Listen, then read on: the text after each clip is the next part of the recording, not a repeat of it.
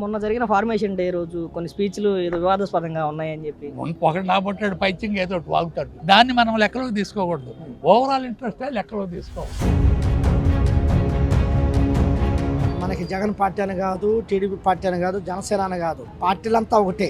కానీ ఏందయ్యా అంటే ప్రజలకు ఉపయోగపడాలా, పేదవాళ్ళు అనేవాళ్ళు లేకుండా చేయాలి. అది నా ఆలోచన ప్రకారం అయితే. నిన్న జరిగిన ఫార్మేషన్ డే అప్పుడు అటు నాగబాబు మాట్లాడిన మాటలు, నాగబాబు మాటల్ని పట్టించుకోవాల్సిన అవసరం అసలు లేదు. ప్రజారాజ్యం పార్టీ దెబ్బతిన్నప్పుడు కూడా కేవలం నాగబాబు లాంటి వాళ్ళ మూలాన్ని పార్టీ మోతేసుకున్నారు. ఈ యొక్క 10 సంవత్సరాలు వాళ్ళు కలిసి పనిచేసిన, ఒకవేళ ఇండివిజువల్గా వచ్చినా కూడా ఆయన సీఎంగా అర్హత ఉన్నటువంటి వ్యక్తి అని నేను భావిస్తున్నాను. పవన్ కళ్యాణ్ మన చంద్రబాబు నాయుడు అడుగుజాడల్లో నడుస్తున్నారు. అతనికి ఏం చేయాలో బాగా తెలుసు. అతను చంద్రబాబుకి తోడ్పడుతున్నాడు. If in case after 10-15 years తర్వాత ఈ అలయన్స్ బ్రేక్ అయితే ఇవాళ రోజున రాజకీయాల్లో హత్యలు ఉండవు, అన్ని ఆత్మహత్యలే. ఈ 5 years జరిగిన తర్వాత ఏం జరిగింది అనేది తెలియదు. మోడీ ఉంటాడని బలంగా గ్యారంటీ ఏమైనా ఇస్తామా? పోనీ చంద్రబాబు గారు ఉంటారని గ్యారంటీ ఇస్తామా? పవన్ కళ్యాణ్ ఉంటాడని ఎప్పుడు ఏ రోజు ఎవరికేం జరిగిద్దో మనం ఏం చెప్పగలమండి?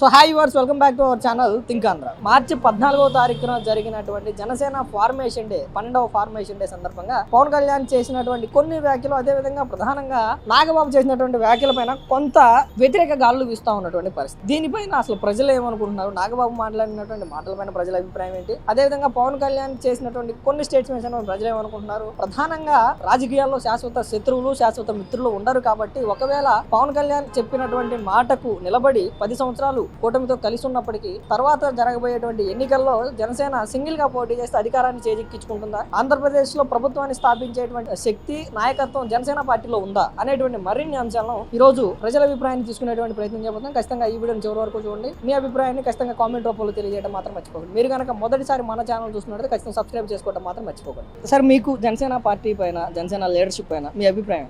జనసేన లీడర్షిప్ మీద నాకు మంచి సదాభిప్రాయమే ఉంది. పవన్ కళ్యాణ్ అనేటువంటి వ్యక్తి మీద కానీ మంచి సదాభిప్రాయం ఉంది. ప్రతి పార్టీలో కూడాను ఏదో చిల్లరగా చిన్నతనంగా మాట్లాడేవాళ్ళు ప్రతి కార్యకర్తలో ఉంటాడు. అదేవిధంగా తెలుగుదేశం పార్టీలో ఉంటారు, బీజేపీలో ఉంటారు, ఇటు జనసేనలో ఉంటారు. కానీ వాళ్ళందరూ మాట్లాడిన దాన్ని మనము ఇవాళ సమాజంలో దాన్ని మనం ఫోకస్ చేసుకోవడం అనేది తప్పది. పవన్ కళ్యాణ్ ఏం మాట్లాడాడు? మేమందరం ఉన్న పార్టీలు అందరికీ నిలబెట్టగలిగాము అన్నాడు. తప్పేం లేదు, నిలబెట్టగలిగారు. అదేవిధంగా ఆయన ఒక మాటకు కట్టుబడి ఉన్నాడు. గతంలో ఎట్టయినా సరే ఇది ఎలాగైనా ఎలియన్స్ ఉంటుంది అని బిఫోర్ ఎలక్షన్ 24 ఎలక్షన్ ముందు చెప్పాడు. ఆ మాట మీద నిలబడ్డాడు. అన్ని విషయాల్లో కూడాను తగ్గి, సీట్లు సర్దుబాటు దగ్గర కూడా తగ్గి వచ్చాడు. మరలా మొన్న వచ్చేసి కూడాను ఈ ఆంధ్రప్రదేశ్ రాష్ట్రం బాగుపడాలి అంటే ఈ టర్మే కాదు, ఇంకొక 5 సంవత్సరాలు చంద్రబాబు నాయుడు గారు ఉంటేనే ఈ రాష్ట్రం బాగోగలదని ఉంది. ఆయన నెక్స్ట్ కూడాను ఈ కింద నాయకులు ఎంత చెప్పినా ఆయన బేస్ మీదనే ఉంటాడు. ఆయన ఒక మాట మీద కట్టుబడి ఉంటాడనే మా అభిప్రాయం. నిన్న జరిగిన ఫార్మేషన్ డే అప్పుడు అటు నాగబాబు మాట్లాడిన మాటలు, నాగబాబు మాటల్ని చిన్నపిల్లాడి మాటలుగా చూస్తాం. కానీ నాగబాబు అంత మెచ్యూరిటీ లీడర్ కాదు. నాగబాబు మాటల్ని పట్టించుకోవాల్సిన అవసరం అసలు లేదు. అతను మొన్న మధ్య పార్టీలో తిరిగేవాడే. కానీ గతంలో అయినా ప్రజారాజ్యం పార్టీ దెబ్బతిన్నప్పుడు కూడా కేవలం నాగబాబు లాంటి వాళ్ళ మూలాన్ని పార్టీ మోతేసుకున్నారు. నాగబాబు మాట్లాడిన మాటల్ని ఇక్కడ తీసుకొని ఆ మాటల్లో కూడా పవన్ కళ్యాణే దాన్ని రాజకీయంగా చూడదు. మనం ఏదైనా సరే పార్టీ నాయకుడు మాట్లాడేవాడు చూడాలి. కానీ ఇవాళ పార్టీ ప్రెసిడెంట్ ఎవరున్నా చంద్రబాబు నాయుడు గారు మాట్లాడిని చూస్తాం. అదే పార్టీ ప్రెసిడెంట్ కింద వాళ్ళు ఎవరున్నా ఉంటే వాళ్ళు మాట్లాడిని చూస్తామా?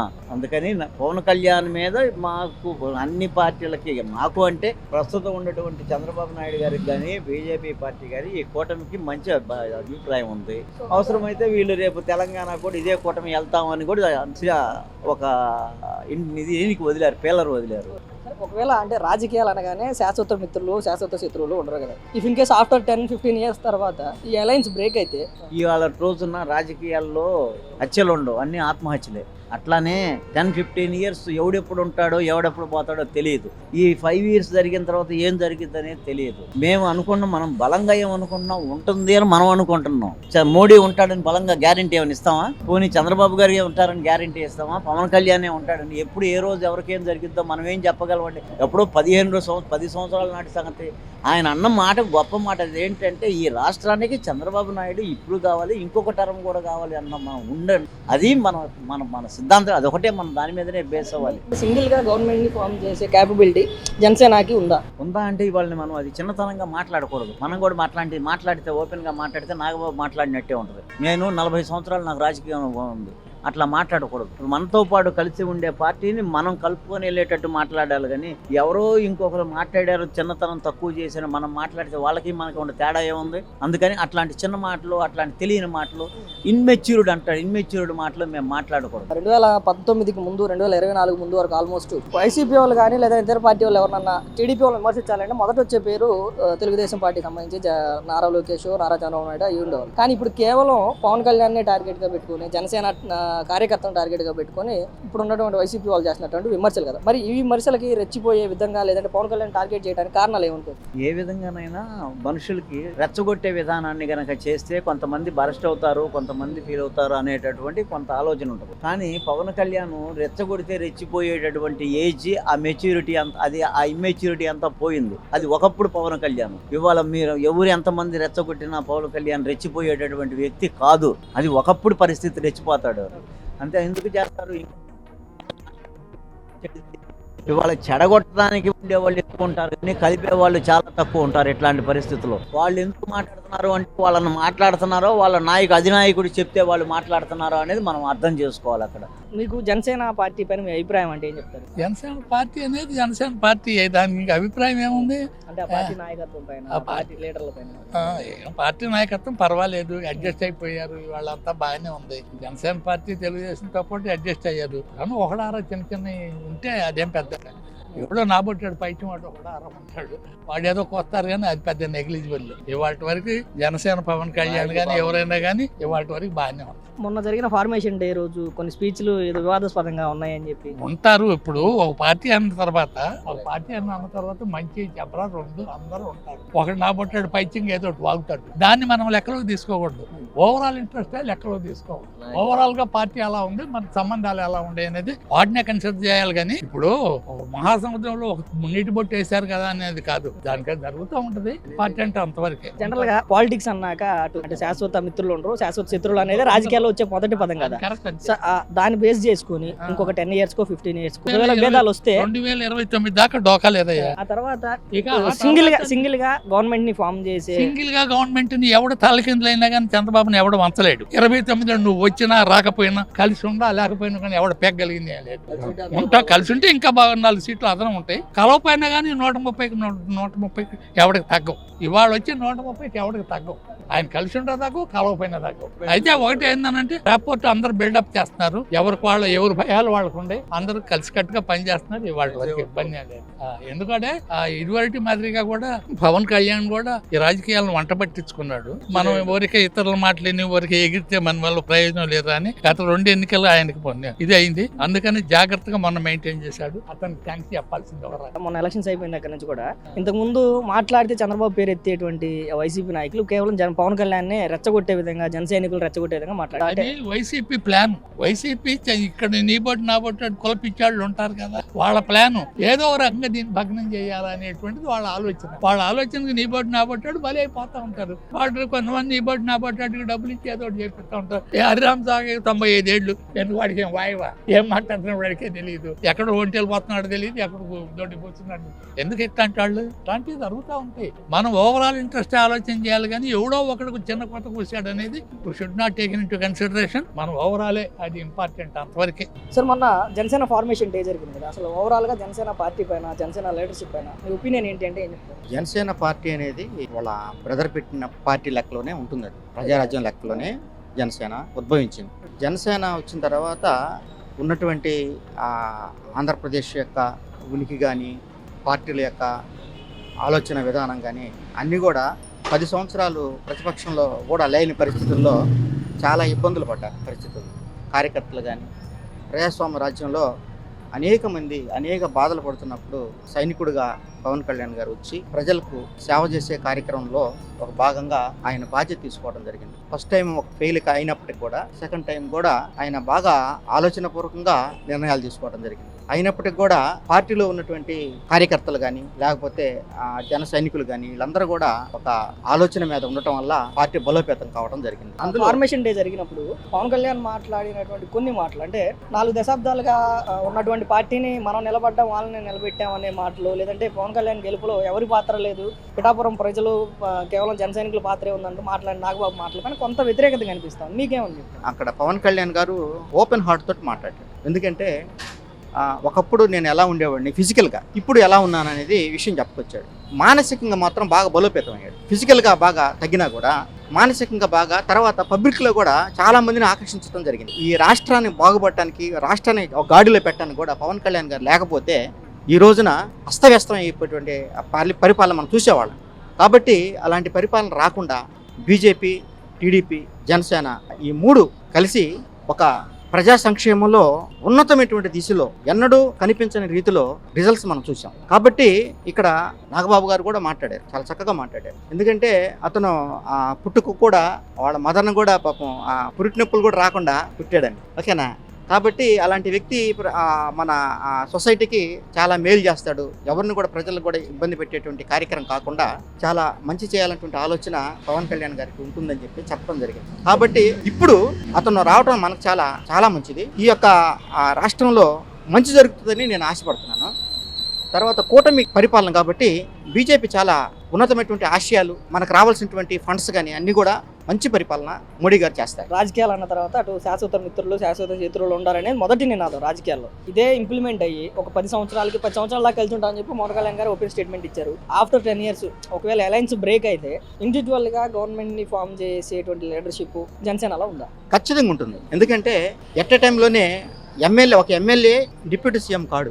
అతనికి ఎలాంటి అధికారం లేకపోయినా కనీసం 1-2 సార్లు ఎమ్మెల్యేగా గెలిచిన తర్వాత డిప్యూటీ సీఎం అవుతారు. ఫస్ట్ టైం అయ్యాడంటే తర్వాత ఇతర రాష్ట్రాల్లో కూడా ఇతని యొక్క ప్రచారం వెళ్ళటం వల్ల అనేక మంది మినిస్టర్లు అయ్యారు. చాలా మందికి ఆ యొక్క స్టేట్స్ విజయవంతం జరగడం జరిగింది. కాబట్టి రాబోయే రోజుల్లో కూడా ఈ యొక్క 10 సంవత్సరాలు వాళ్ళు కలిసి పనిచేసినా, ఒకవేళ ఇండివిజువల్గా వచ్చినా కూడా ఆయన సీఎంగా అర్హత ఉన్నటువంటి వ్యక్తి అని నేను భావిస్తున్నాను. జనసేన పార్టీ పైన మీ అభిప్రాయం ఏంటి? జనసేన మంచి పవన్ కళ్యాణ్ బాగానే వర్క్ చేస్తున్నారు. ఎక్కడికి ఏంటంటే ప్రజలకు సేవ చేయాలనే దృక్పథంలోనే ఉన్నారు పవన్ కళ్యాణ్ గారు. కూటమి కదా 3 కలిసి చేస్తున్నాయి, బాగానే చేస్తున్నారు. ప్రస్తుతం అన్నే కదా వచ్చింది, కొంచెం టైం పట్టింది. సాధారణంగా రాజకీయాలు అనగానే ఎవరు శాశ్వత మిత్రులు ఉండరు, ఎవరు శాశ్వత శత్రువులు ఉండరు. నిన్న ఏదైతే జరిగినటువంటి ఆవిర్భావ సభ ఉంది జనసేనది, ఆ తర్వాత కొంత చర్చాంశనీయంగా మారింది జనసేన నాయకులు టీడీపీపై చేసినటువంటి వ్యాఖ్యలు. దీన్ని ఆదర్శంగా చేసుకుని ఓ 15 సంవత్సరాలకు 10 సంవత్సరాలకు కూటమి విడిపోతే జనసేన పార్టీ ప్రభుత్వాన్ని స్థాపించగలిగే స్థాయిలో కానీ స్టామినా కానీ ఉందా అంటే ఏం చెప్తారు? రాజకీయ పార్టీలు ఎప్పుడు ఎలా ఉంటుందో తెలియదు. సహజంగా కలిసి ఉన్నంత వరకు బాగానే ఉంటారు, తర్వాత పరిస్థితుల ప్రభావాల వల్ల విడిపోవచ్చు. అది మనం చెప్పలేం కదా, ఇప్పుడే చెప్పలేం. విడిపోయిన పరిస్థితుల్లో ప్రభుత్వాన్ని స్థాపించగలిగేటువంటి క్యాడర్ కానీ ఆ నాయకత్వం అప్పుడు 10 ఏళ్ళకి ఏం చెప్పలేం, ఉండొచ్చు, చెప్పలేం కదా. మనం ఇప్పుడే ముందు ఎట్లా చెబుతాం, ముందు రేపు జరగబోయేది ఈ రోజు మనం ఎలా చెప్పగలం? ఎలా ఉంటుందో పొలిటికల్. ఇప్పుడు రకరకాల పార్టీలు వస్తున్నాయి, రకరకాల ఇదిగా ఉన్నారు, మనం అన్ని చూస్తూనే ఉన్నాం. ఏదైనా ఇప్పుడు ఎలా మార్పు వస్తే ఎవరికి అర్థం కావట్లేదు. ప్రస్తుతం అంటే జనసేన పార్టీ రాష్ట్రంలో డిప్యూటీ సీఎం హోదాలో ఉంది ఆ పార్టీ నాయకుడు. ఏంటి ఆయన పనితీరు అట్లా ఉంది? తిరుగుతున్నారు, మంచిగానే జరుగుతుంది. మొన్నే కదా కేంద్రం నుంచి బడ్జెట్ రావాలా, అన్ని చేయాలా, డెవలప్మెంట్ అవ్వాలంటే వెంటనే అవ్వవు కదా. ఫండ్స్ కావాలా, ఇతర కంట్రీస్ నుంచి ఫండింగ్ రావాలా, అన్నీ ఉంటేనే కదా ఎవరైనా చేయాల్సింది. జనసేన పార్టీ పైన నాయకుల పైన మీ అభిప్రాయం ఏంటి? పవన్ కళ్యాణ్ మంచి వ్యక్తి. జనసేన 10 సంవత్సరాల జర్నీ చూసాం కదా, ఎట్లా అనిపిస్తుంది? పవన్ కళ్యాణ్ మన చంద్రబాబు నాయుడు అడుగుజాడల్లో నడుస్తున్నారు. అతనికి ఏం చేయాలో బాగా తెలుసు. అతను చంద్రబాబుకు తోడ్పడుతున్నాడు. మొన్న నాగబాబు మాట్లాడినప్పుడు జనసేన పవన్ కళ్యాణ్ గెలుపులో ఎవరో మేము ఉన్నాం అనుకోవటం వేస్ట్, జనసేన కార్యకర్తలు పిఠాపురం వల్లే ఉన్నారని చెప్పి మాట్లాడారు. దానికి ఎట్లా కుదురుతుంది? ఉన్నా లేకపోయినా ఇద్దరు కలిసి ఉన్నారు. పవన్ కళ్యాణ్ ఒక 10 సంవత్సరాలు ఉమ్మడి కార్యాచరణతో వెళ్తున్నాడు. 10 సంవత్సరాలు కూడా సాధ్యమని పవన్ కళ్యాణ్ బలంగా నమ్మారు. ఇలా మధ్యలో వాళ్ళు వీళ్ళు చెప్పినా ఏది చెప్పినా పవన్ కళ్యాణ్ వల్ల గెలిచాడని చంద్రబాబు నాయుడు వల్ల పవన్ కళ్యాణ్ అయినా కానీ ఇద్దరు కలిసే ఉన్నారు కదా. అట్లా అంటే ఒకళ్ళు ఇద్దరు అట్లా చేసేటువంటి విమర్శల వల్ల లేదంటే చిన్న చిన్న మనస్పర్ధల వల్ల ఒకవేళ ఒక 10 సంవత్సరాలకు 15 సంవత్సరాలకు కూటమి విడిపోతే సింగిల్ గా గవర్నమెంట్ ఫామ్ చేయగలిగేటువంటి క్యాపబిలిటీ జనసేనకు ఉందా? ఒక 10 సంవత్సరాల వరకు కూటమి అయితే ఉంటది. 10 సంవత్సరాల తర్వాత చూడాలి ఎట్లా ఉండదు. అప్పుడు రాజేవాడు రెడ్డి. ఓవరాల్ గా నీకు జనసేన పార్టీ పైన జనసేన నాయకత్వం పైన నీ అభిప్రాయం ఏంటి అంటే ఏం చెప్తారు? వాళ్ళు గెలిచారు, బాగానే ఉంది, అందరూ బాగానే ఉన్నారు. జనసేన పార్టీ గెలిచింది, మన టీడీపీకి పెట్టింది, అందరూ గెలిచారు, బాగానే ఉంది. ప్రజలకు అనేది ఇప్పుడు 3 సిలిండర్లు ఇస్తామని చెప్పారు చంద్రబాబు నాయుడు గారు. మొన్న మా సిలిండర్ వచ్చింది. ఏంటంటే అంటే ఆఫీస్కి వెళ్ళండి సార్, సంవత్సరానికి 3 సిలిండర్లు అన్నారు కదా అని అన్న. సంవత్సరానికి 3 సిలిండర్లు అంటే ఇస్తామని చెప్పారు కదా, మరి అంటే మేము ఆఫీస్లో కనుక్కోండి అన్నారు. నేను ఆఫీస్కి మా ఆఫీస్కి వెళ్ళా, హెచ్పి, ఇది మాది హెచ్పి సిలిండర్. వెళ్తే ఏమంటే మీరు అర్హులు కాదన్నారు. మరి అర్హులు కాదంటే ఏందండి అంటే మాకు తెలియదండి, కలెక్టర్ ఆఫీస్లో వెళ్ళని అన్నారు. అర్హులు ఏంటి అంటే ఇల్లు ఉండాలా లేకపోతే అద్దెల్లు ఉండాలా ఏంటి అసలు విషయం తెలియాలి. అర్హులు అంటే ఏంది? ప్రతి ఒక్కరికి సంవత్సరాలు 3 సిలిండర్లు అన్నారు. కాదంట్లా 3 సిలిండర్లు ఇస్తున్నారు. ఏది మేము వెళ్తే రాదన్నారు. సరే మా ఫ్రెండ్ కార్డు కూడా ఉంది, మాది వైట్ కార్డే ఉంది, దానికి కూడా ఏం లేదు. ప్లస్ మా ఫ్రెండ్ ఒక ఆయన ఉన్నాడు నాగులా అని, ఆయనకి ఇల్లు లేదు. అతనికి మరి అతను కూడా వచ్చి అన్న నాకు కూడా అర్హులు కాదంటున్నారన్న, ఏందన్నా అన్నాడు. అది మరి ఏం జరుగుతుందో ఏందనేది మరి ఎవరికి తెలియాలా, అది దేవుడు తెలియాలా. మరి అందరికి 3 సిలిండర్లు అన్నారుగా, మరి ఎవరికి అందట్లు? ఇప్పుడు 4గురిని అడిగాను నేను, 3 సిలిండర్లు మరి ఎవరికి అనేది ఏందనేది అర్థం. పథకాల్లో హెచ్చు తగ్గులు ఉన్నాయండి, అది కొంచెం తెలిసిందే. అసలు మీకు జనరల్ గా జనసేన పార్టీ పైన లీడర్షిప్ ఏమండి, చిన్న మాట అండి, జనసేన పార్టీ కానివ్వండి, టీడీపీ పార్టీ కానివ్వండి, ప్రజలకి సహాయం చేయాలా, అది లెక్క నా పద్ధతి. ఏ పార్టీ అయినా ఒకటే మనకి, జగన్ పార్టీ అని కాదు, టీడీపీ పార్టీ అని కాదు, జనసేన అని కాదు, పార్టీలంతా ఒకటే. కానీ ఏందయ్యా అంటే ప్రజలకు ఉపయోగపడాలా, పేదవాళ్ళు అనేవాళ్ళు లేకుండా చేయాలి, అది నా ఆలోచన ప్రకారం. అయితే అది పార్టీల వాళ్ళందరూ, అన్ని పార్టీలు ఉండయి, నేను కాదంటలా, అందరు పార్టీలు ఉండొచ్చు, కానీ పేదవాళ్ళకి వాళ్ళు ఇబ్బంది పడకుండా చూసుకోవాలా నాయకులు అన్నోళ్ళు, అది విషయం. జనాలు ఎవరికి ఇబ్బంది పడకుండా చేయాలా. అలాంటి ఇప్పుడు ఆయన డిప్యూటీ సీఎం కాబట్టి ఆయనకి మరి చేసే అవకాశం ఉందిగా. చంద్రబాబు నాయుడు గారు ఉంది, మీరన్న జనసేన పార్టీకి పవన్ కళ్యాణ్ గారు కూడా ఉంది, చేయాలి కదా, పేదవాళ్ళకి సహాయం చేయాలా. వీళ్ళు ఏంటంటే వీళ్ళు అక్కడికి అందజేయట్లా, ఏది పేదవాళ్ళు ఇట్లా బాధపడుతున్నారా ఏంటా అనేది, మంచి చెడు అనేది వాళ్ళకి అందజేయట్లా నాయకులకి, లేకపోతే వాళ్ళు చేస్తారు. అదొక్కటి చేయండి, సాల్వ్ ఏం లేదు, ఇబ్బంది పడకుండా పేదవాళ్ళు ఇబ్బంది పడకుండా చేయమంటున్నానండి, అది నేను అనేది. ఏ పార్టీ అయినా ఒకటే మనకి, కాదంట్లా ప్రజలకు సేవ చేయాలి అనే మాట అంటున్నానండి. ప్రతి ఒక్కళ్ళు వెళ్తున్నారు, 10 మంది వెళ్ళారు, సిలిండర్లకి అర్హులు కాదంటున్నారు. దేనికి అర్హులు? ఇప్పుడు సంవత్సరానికి 3 సిలిండర్లు ఇస్తారని చెప్పి వాగ్దానం చేశారు కదా, ఇవ్వాలిగా. నేను అనేది అదండి, పథకాలు అంటారు, ఆ పథకాలు కూడా మరి ఎవరికి ఏందనేది ఇంతవరకు జాడలేదు.